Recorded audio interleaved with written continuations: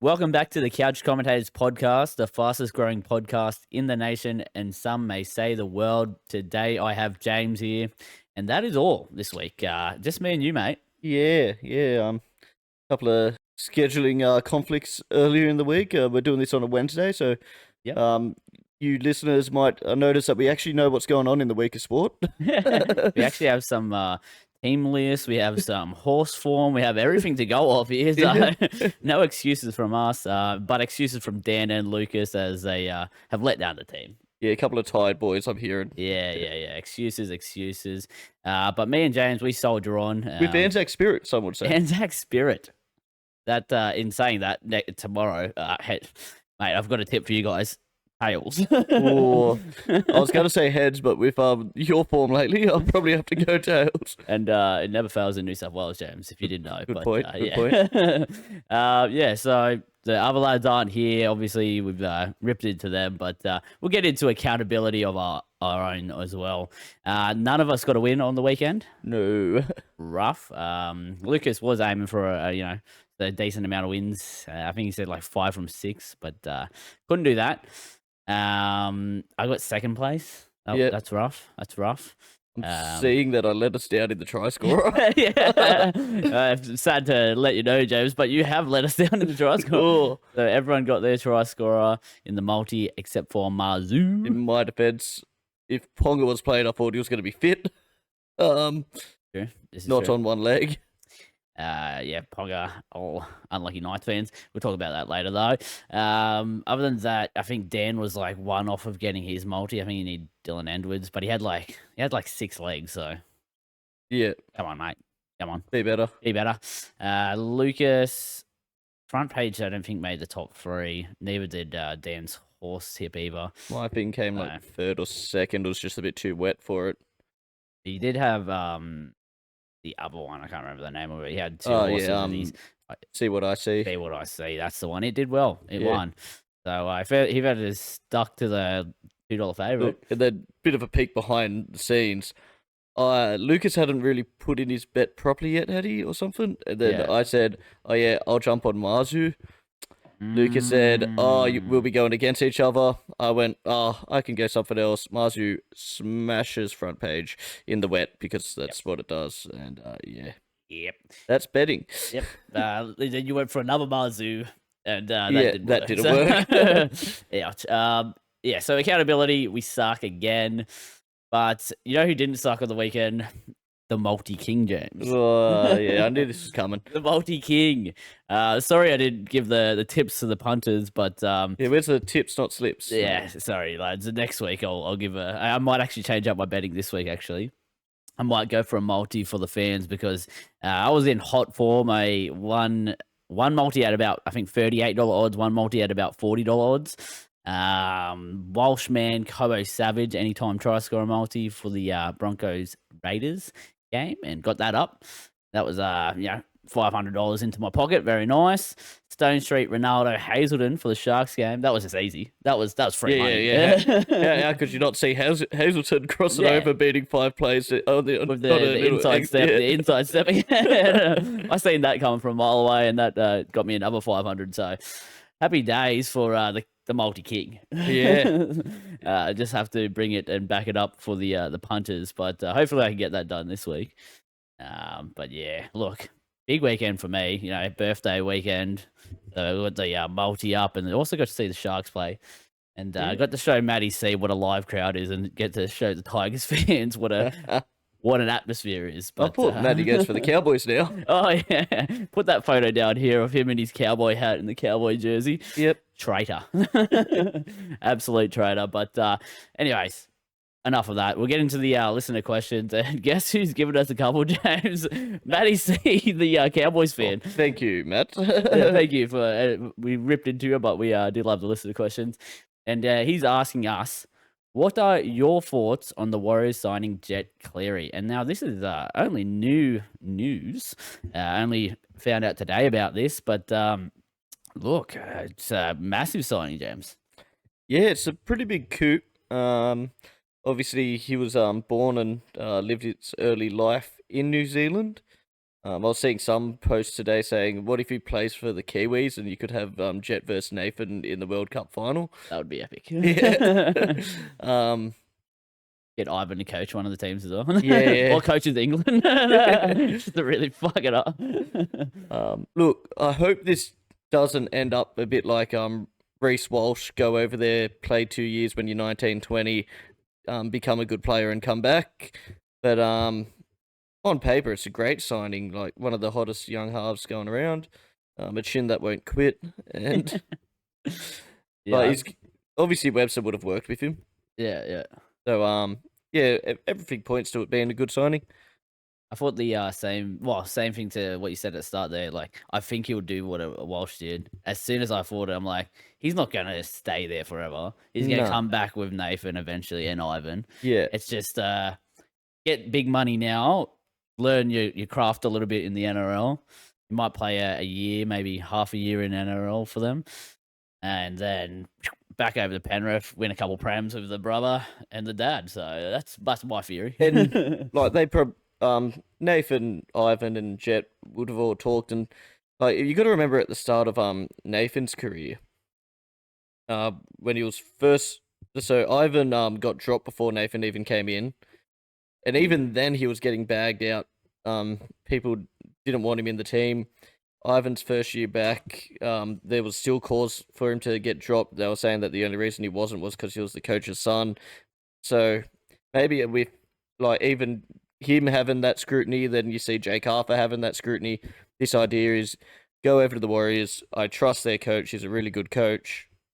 Learn your trade, and then look, we'll win a couple of comps at the end of your career.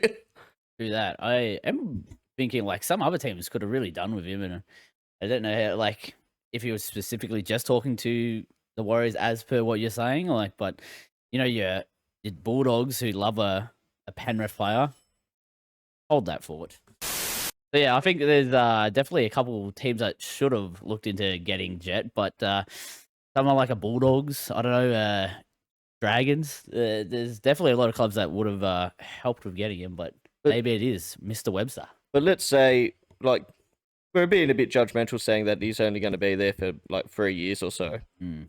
But what if he isn't? Like, you've got Sean Johnson that's got maybe 1 year left after this year. Possibly, like, he's quite old. Although he's playing well, he's quite old. And those injuries, man. Yeah, they take a toll on you. Even now, I think they're saying that his Achilles, it doesn't pull up well, and it's got to be managed. And there'll be chances for him to get rested through the year.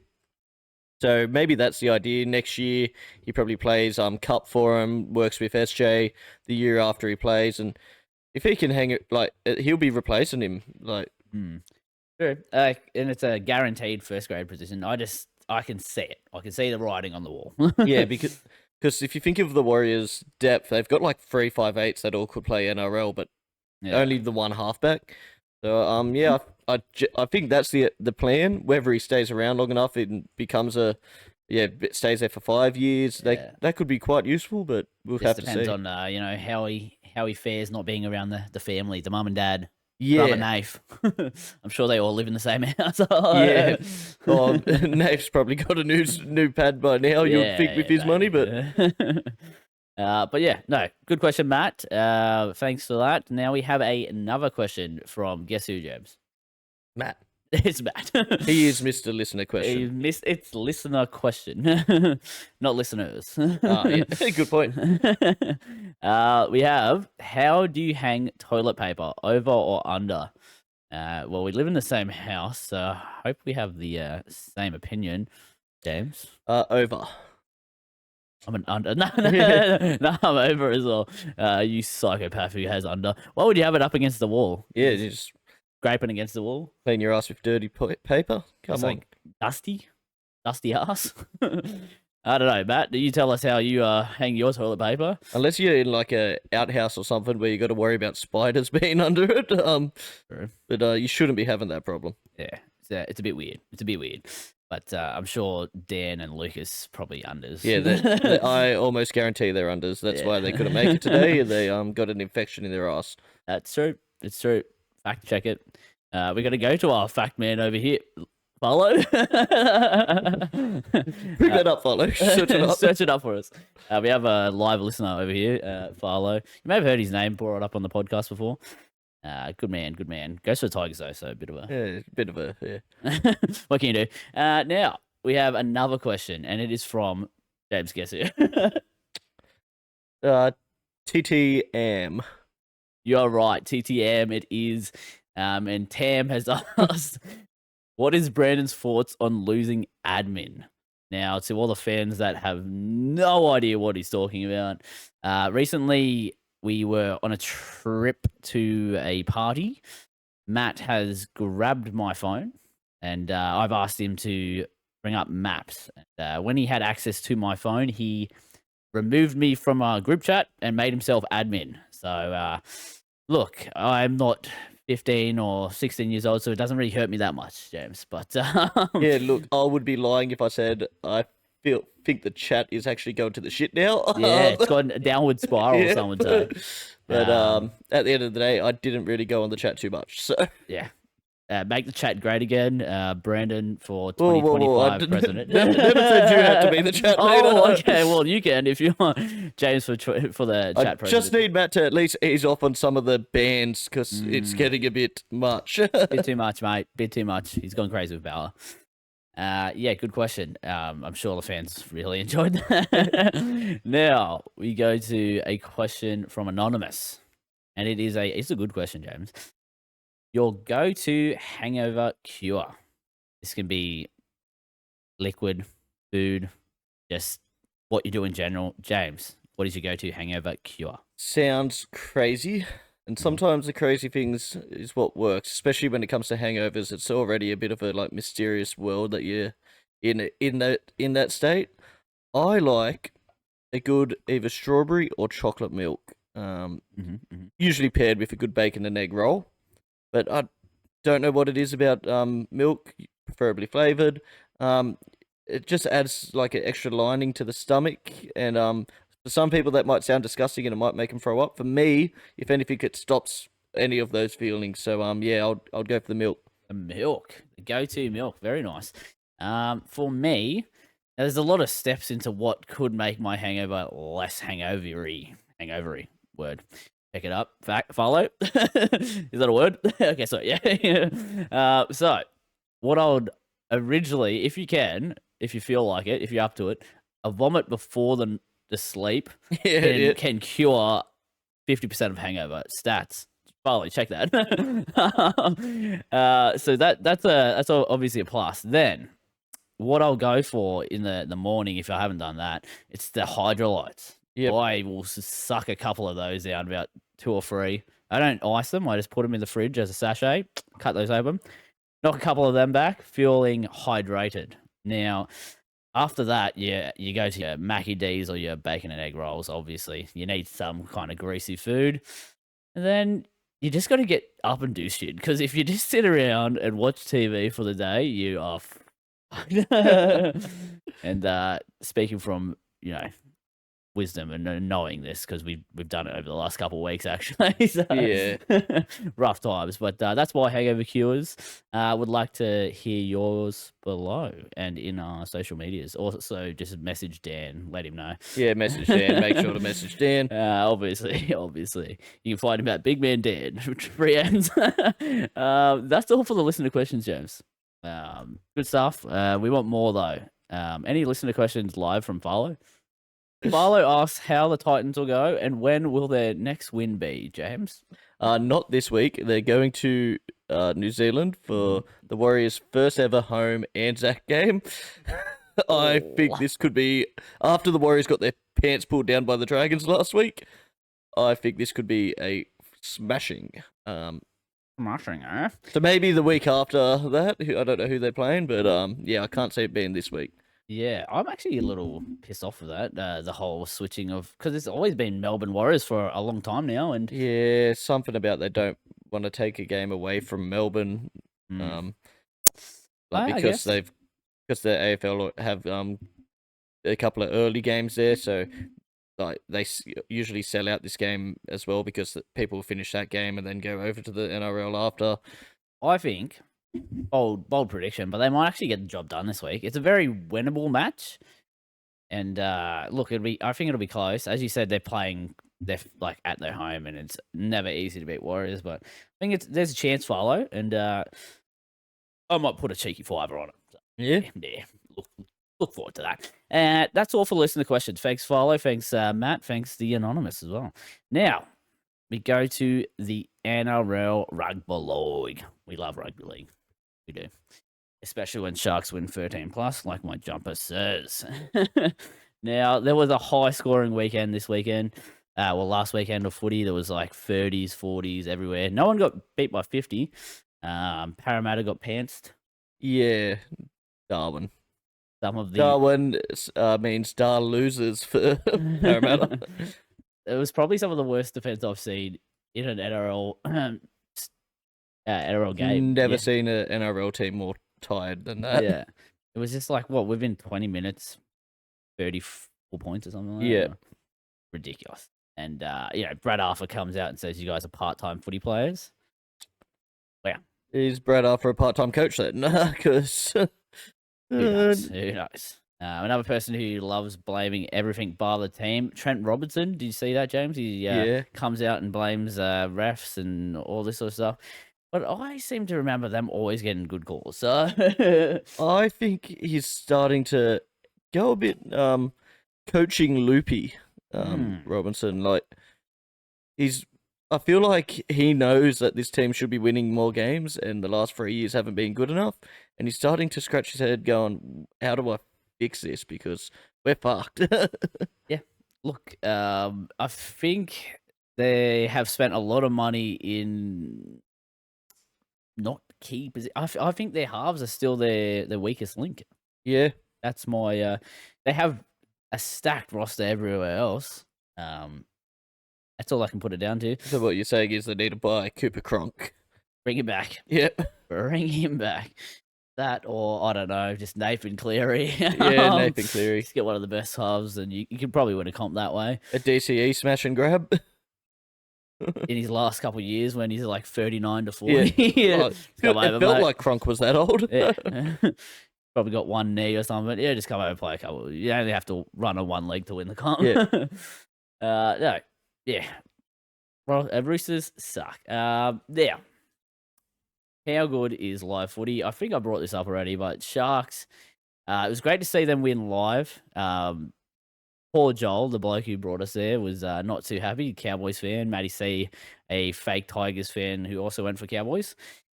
The tries were all flowing, though, in the corner that we're at, which was pretty good. We got to see Sam Stonestreet just run over in the corner.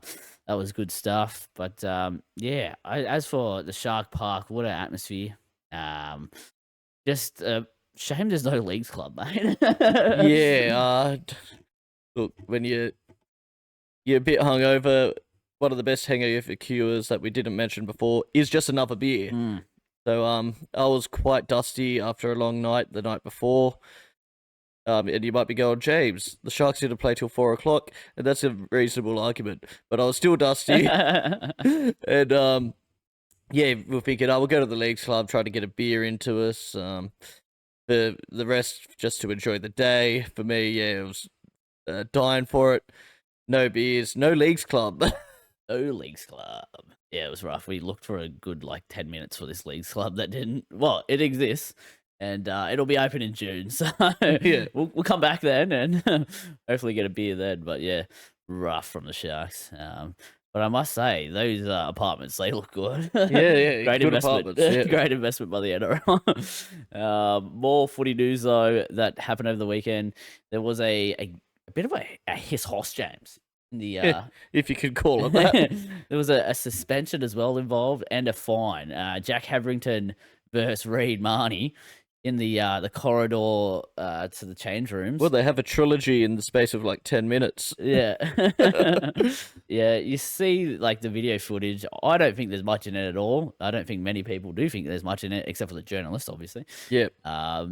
Havrington smiling, shaping up, dancing a little bit about float like feet, a butterfly. He did the feet dancing of a boxer. Like, Yeah. Reed Marty looks like he's just looking down the whole time, and then Yeah. realizes once he's like right at his face. Yeah, which you can understand the more surprise from Yeah. Marty. Like, whoa, what the fuck? Holy shit.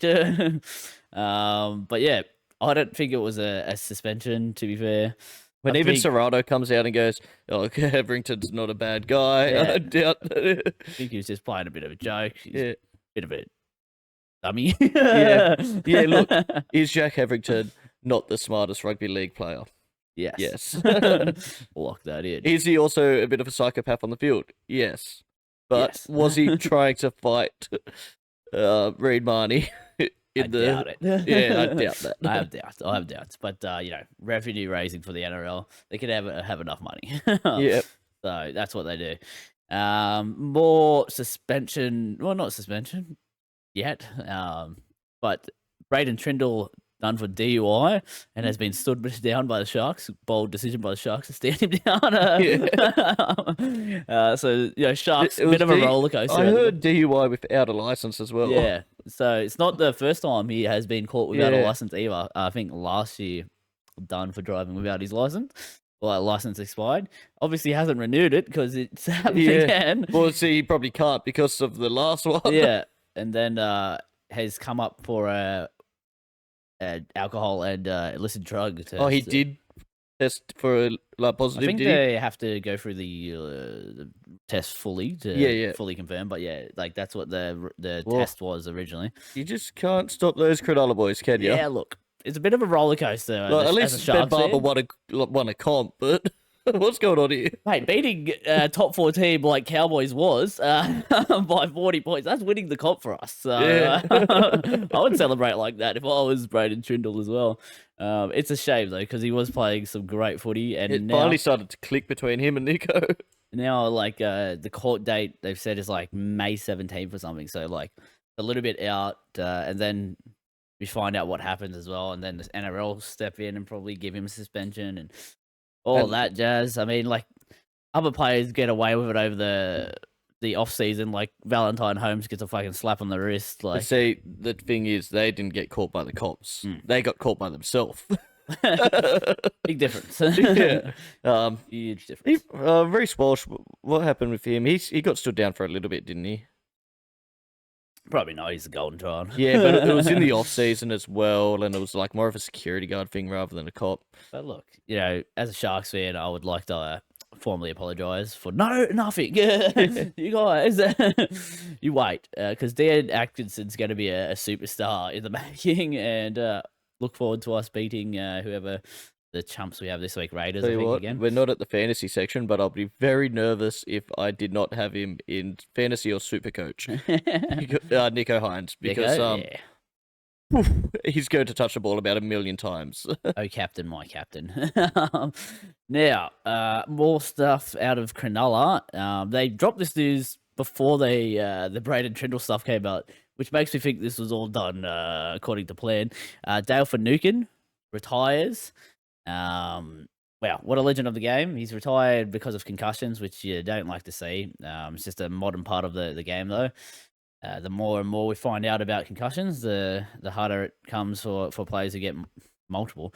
Yeah. So I think Dale has sought out doctors, and all of them coming back with the same conclusion. Like, if you want your mental sanity, time to give up the boots. And Dale retires, playing 250 games, playing Origin, playing for the country, comps, premiers.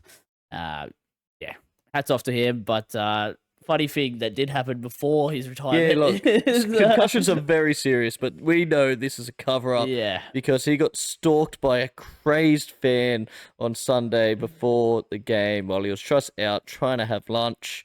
Brandon, take it away. So as we were looking for the Leeds club, we go into the shopping centre. Who do we see but Dale? I yell out, "Love you, Dale." Turns around, give him a wave, a bit of a smile, head nod.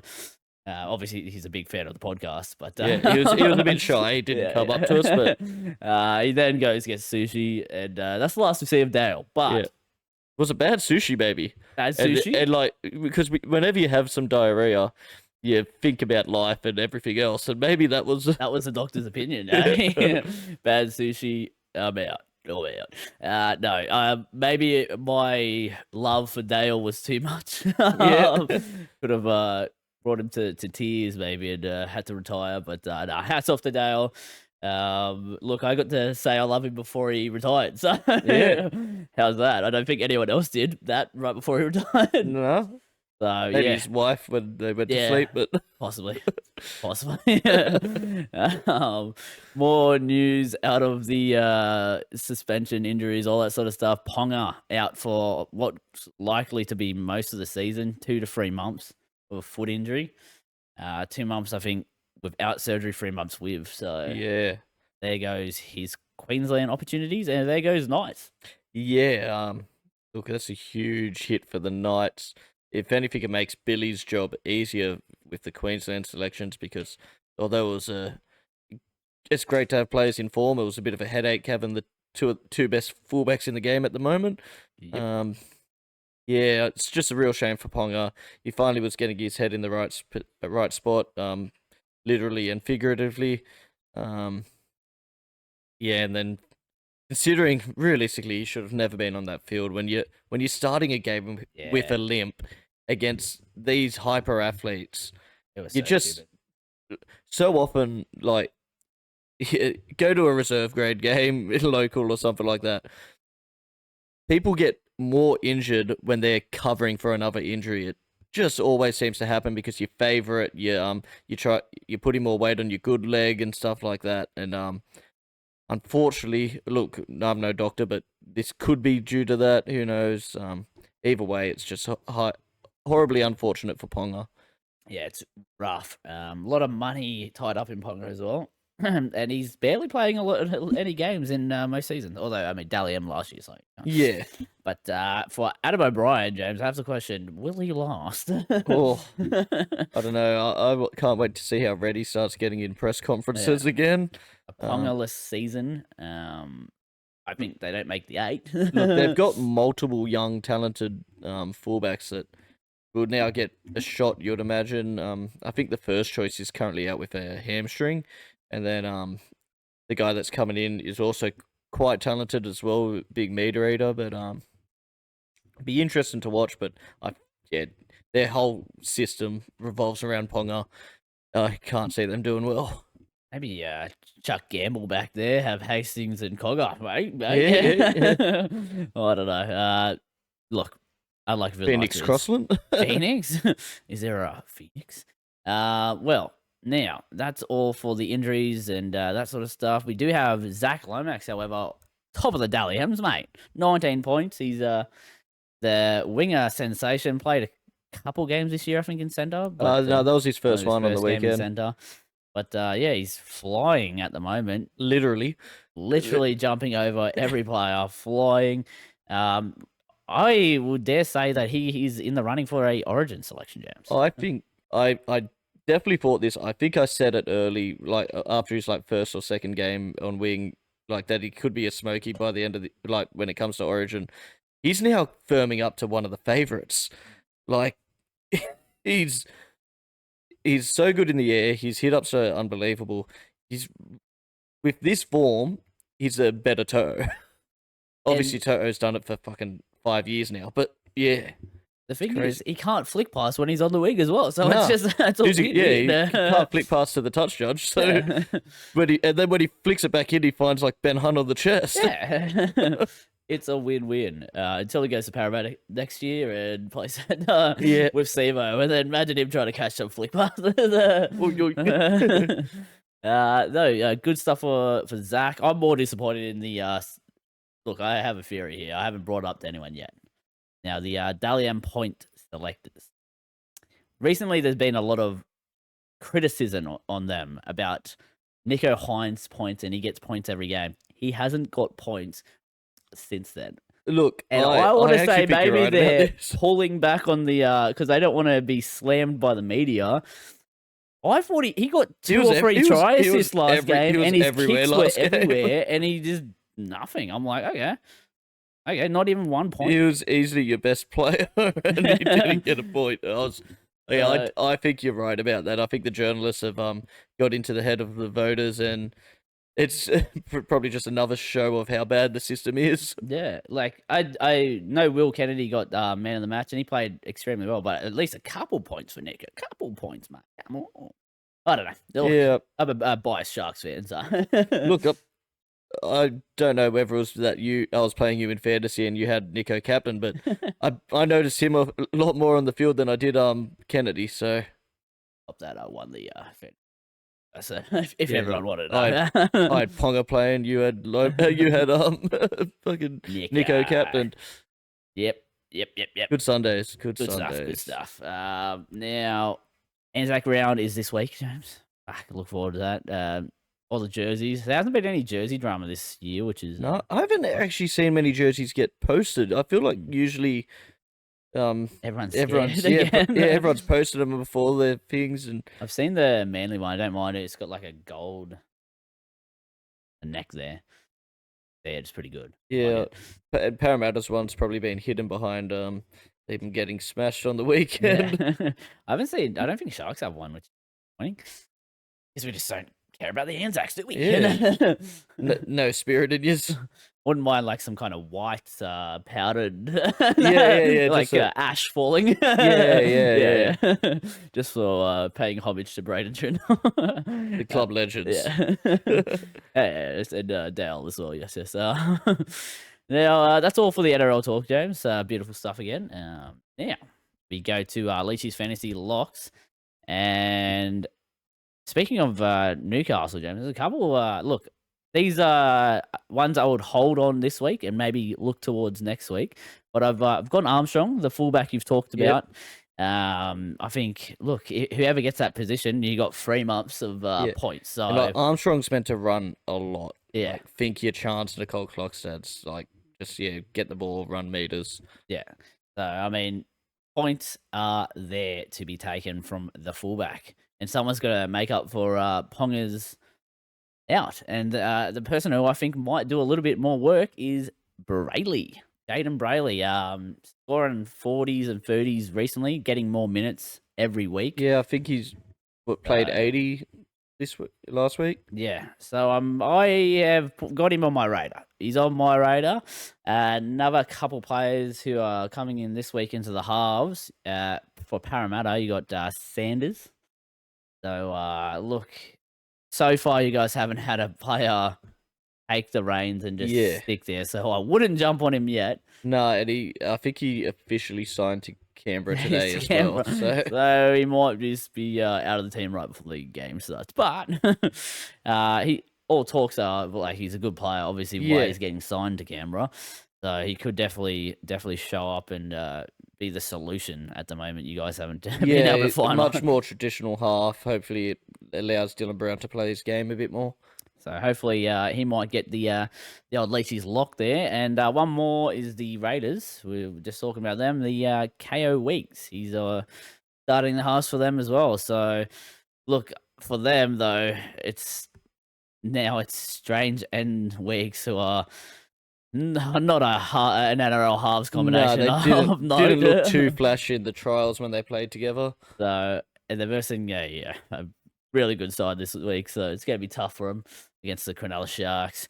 How do you get the fucking Raiders this week as well? Jeez, you guys. Look, we're first place for a reason, guys. But as I said, these guys are probably holds. I think Brayley I might be grabbing this week, so he might be the lock this week. Yeah, I'm tempted on Brayley. When I saw the other three like on the sheet there, I didn't realize that you were saying keep an eye on him. But yeah, Brayley, I'm very interested this week. And, especially if you own a Lussick or Levi, he's a good move. Good swap over. Another guy who's on the radar, Sean Blore, not on my list, but going well and getting 80 minutes at the moment at Storms. Yeah, it's a bit pricey. If I remember correctly, Joe Chan came on and played like middle, didn't he? Yeah, which is a good promising signs for the fantasy coaches. I think he's about 600k though. So. Yeah, a bit too expensive. expensive.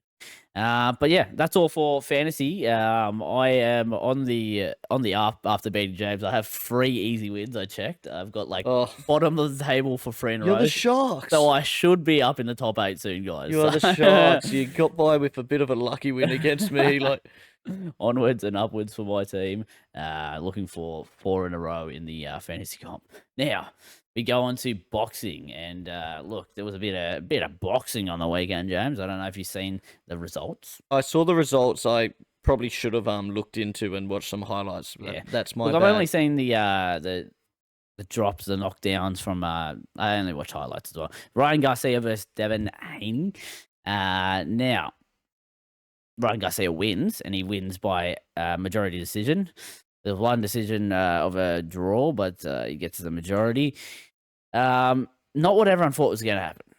No, I think Garcia by decision was paying something like $19 at one stage in Australia, which is juicy. Garcia, known for this year, well, over the last year and a bit, he's trash talking on social media. He's become a bit of a social media warrior. Going a little bit crazy, he's known for. Going a bit crazy. Getting married to porn stars. Yeah. Look, doing a lot of Braden Trindle specials. Yeah. Oh. So what's this? Jamie's $2 million on himself. That can't be legal. We have news from Follow, our analyst. He's saying there's a alleged $2 million bet on himself.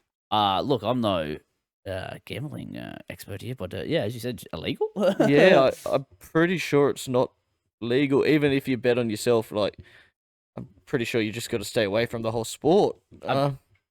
Look, I mean, he won, so if he bet on himself to lose would be a bit fucking worse. And I'll tell you what, if you're Haney, that 1.5 mil that he got for the weight being overweight. Yeah, every 1 pound overweight, he got 500k. Yeah, and he was came into the scales 3 pounds overweight, which is pretty. It's 1 kilo. It's not big, but still, like I thought.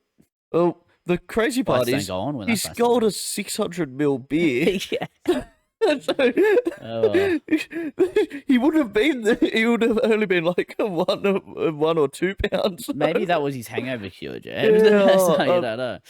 Yeah, he's out partying like a week or 2 before, like, and you go, and then he comes in only that far over. You go, come on, just the slightest bit of professionalism would have got you under, and you could have won a title here.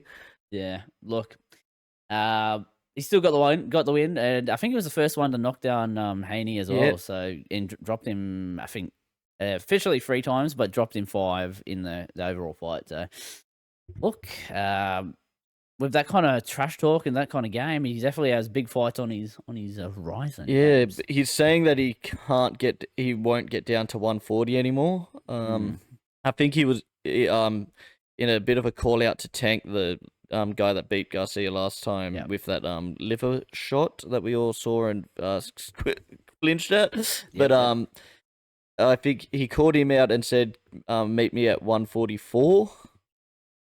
A rematch. Yeah, but I think Tank's got a fight coming up as it is, so it'll be a while away till then. Surely there's got to be some testing on Garcia, because if he's admitting to doing partying, has he properly admitted to that, or is it just like it's just a Twitter saying stuff like, "Who would win out of me coked up or John Jones coked up?" So. I don't know, maybe he does. Maybe. And some of those Instagram stories, he definitely looks pretty fucked. But maybe, look, your side might be looking into him, and maybe the gambling agency might be also looking into him. That could be very interesting. But look, hats off to Garcia. That's all for boxing, James. Now we have horse racing, and with no Lucas, we probably will throw to him at some stage. But what I've wrote down is just a little bit of Brandon knowledge here. We got Marzu wins the Hallmark Stakes. We did talk about this, beating Front Page, and that was Lucas's top tip. Yep. As we said, it was a wet old track in Sydney. Yeah. Look, the last 2 weeks that we were there, sunny as. We just bring the weather with us. We bring the sun. and it became a mosh pit, mush pit of rain and mud. Marzu flies home to get the win. Good stuff, James. Unfortunate for you though. Yeah, look, I did have it for myself. Yep. Jim's Jam followers, you just miss out on a good one. Robbery. Yeah, we got robbed. I should have just said, nah, fuck you, Lucas. It's Marzu, it's wet. We win these. But yeah, I thought I'd let him. He's meant to be our guru. I didn't want to step on his toes, and I've failed all the couches at home. Unlucky punters. But look, we might find a tip for you this week. Don't you worry. Magic Time wins the all age stakes, and this race was crazy because it ended up beating Amenable, but Amenable was leading for a long time, I believe, and it was paying you. Ended up getting a place at $9. So to put that in Yeah. perspective, Magic Time also beating the likes of Private Eye and the horse me and James, I believe, were on Chain of Lightning. Yep.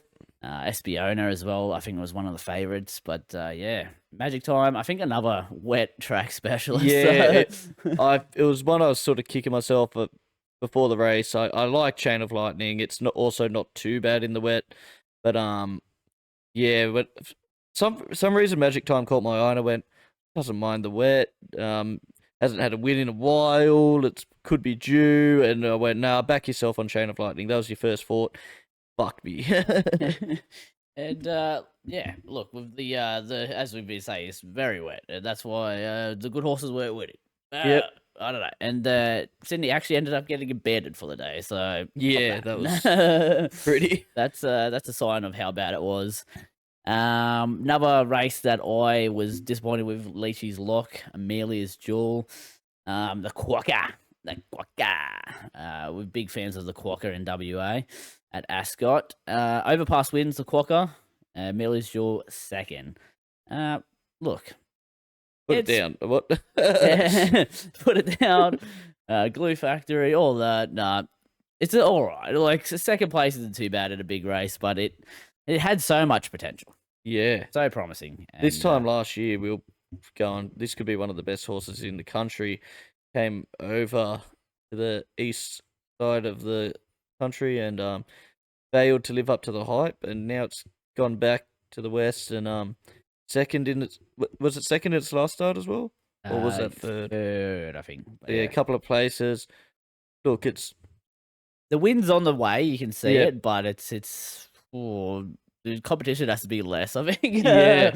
Which Yeah. is saying something about Amelia. So, sorry, Lucas, for that. Yeah, it's a bit disappointing. That's the nice way to put it. I mean, that's all for horse racing from us.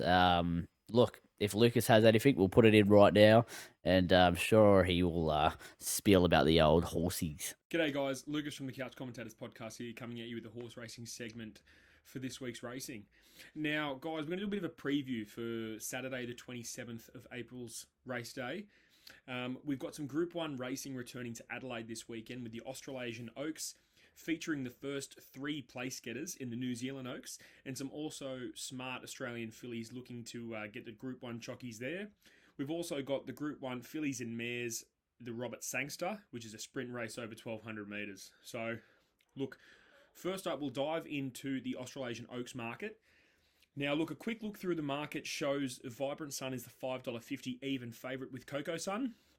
Coco Sun was obviously a very impressive winner a few weeks ago at the Bendigo standalone meeting. Now, look, Wings of Song is also looking to build the picket fence, who's currently at $6.50. She's got 5 wins in a row, looking to make it 6 here. And also, J-Mac marks his first trip to South Australia with $8 Concello in that race there. The other horse, New Zealand filly, I'm going to butcher this name, it's a ridiculous name. Pulchritudinous. I probably said that wrong. But he is the... she was the winner of the New Zealand Oaks, and she's a last horse there at single-figure odds. Look, it's a very tough betting race. Obviously, the favourites being $5.50. But I'm going to back the Peter Moody, Catherine Coleman horse Quickster. 2 lengths second to Wings of Song a few weeks ago in Morphettville after travelling 3 wide the trip. My opinion, If you swap the runs of Quickster and Wings of Song, Quickster arguably wins that race, and I'd much prefer to find out at $13 odds as opposed to the $6.50 odds of Wings of Song. So I'll play each way in that race on Quickster. Now, next up, you've got the Sangster, the Robert Sangster Stakes. Now, the favourite is the 3-year-old filly Estriella, who's made light work of her rivals in her 3 starts and wins this preparation. She's drawn barrier 11, which sometimes you'd think that's a bit of an issue, but history shows that in 9 of the last 10 Robert Sangster Stakes, the winner has drawn barrier 9 or wider. She looks to be the next sprinting star Australia has, and she should be tough to beat. Look, rounding out that market, we have got the Kieran Maher trained I Am Me, $5.50, Benedetta at $8, Zapateo $8.50, and Passive Aggressive at $9.50. Look, I think a 2-bet play will be the smart thing in this race here. I'm going to go a straight out win on Estriella, but then also an each way play to win the same amount on Passive Aggressive. Look, Estriella, for the reasons said before, she might just be too good. But for Passive Aggressive, for the fact that she likes her races spread out, and off a 30-day backup, she could be ready for this race here. And she's beaten Giga Kick in the past, which is obviously a fantastic form reference. And at $9.50 the win and $3 the place, I'd like to find out, how that's going to work out. So, win Estriella each way on Passive Aggressive in that race for me. Next up, we've got some stakes racing returning to Eagle Farm as well this weekend, while their carnival starts to kick off. So, in the Mick Dittman Plate this weekend, we'll see the return of the 2023 Magic Millions 2-year-old winner, Skirt the Law.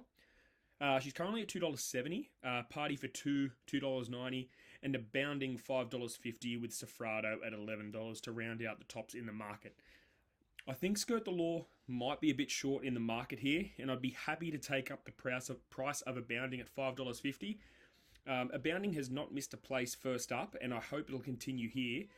She draws barrier 10, but should hopefully get a nice position in run, sort of middle of the pack, hoping for a bit of cover there as well. So my bet there would be a bounding at the $5.50 odds. Also at Eagle Farm, we have the Brisbane Mile Quality Handicap featuring the returning Jimmy Star. He might run in Sydney. He is doubled up there, so in Queensland and in Sydney. Look, last start winner as well, Gringotts, who was extremely impressive. Then we've got Overriding, who's another nice horse in this race at $7, who has form around Group 1 winning mare Chain of Lightning only a few runs ago. I think it'll be a race between the 3 favourites in the market here. And look, I'm going to be happy to side with Jimmy Star. If he does take his place in this race, I'll side with Jimmy Star. If not, I'll go to Overriding. Now, another thing this week, guys, a bit of trash talk happening this week in the horse racing community with the Pride of Jenny owner Tony Otterbray taking shots at Australia's premier jockey James McDonald. J-Mac said he couldn't wait to verse Pride of Jenny again with Via Sistina, thinking that he's going to turn the tables. Tony then replied with, "Hey Macca, don't sook up because you got beat by an Irish jumps jockey. He has more balls than you. Waiting for a card up on a $5.5 million horse is pretty piss weak. Next time, have a crack." I think that's fantastic. Since then, there's been a bit more back and forth as well. Tony Otterbray has received 1,000 followers on Twitter in a week. And he just keeps coming out, just, laying the heat down on J-Mac. So, if you want to go on Twitter and look up Tony Otterbray, Pride of Jenny's owner, it's a great read.